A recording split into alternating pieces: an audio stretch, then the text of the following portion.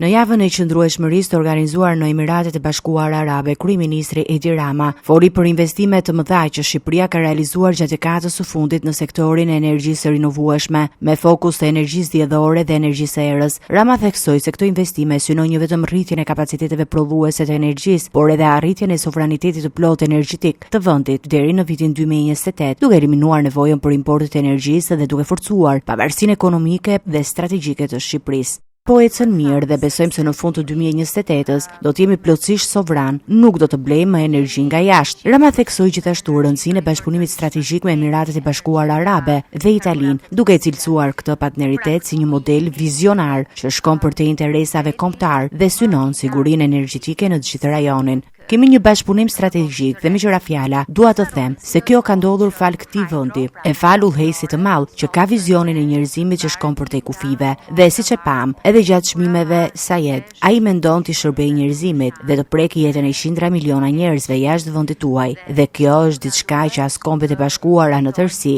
nuk mund ta pretendojnë se e kanë bërë. Në fjalën e tij, kryeministri informoi të pranishmit edhe për përdorimin e inteligjencës artificiale nga Shqipëria në procesin e integrimit të Bashkimit Evropian, veçanërisht për transferimin dhe për afrimin e legjislacionit të Bashkimit Evropian, duke cilësuar këtë si një hap inovativ drejt përshpejtimit e integrimit evropian të vendit.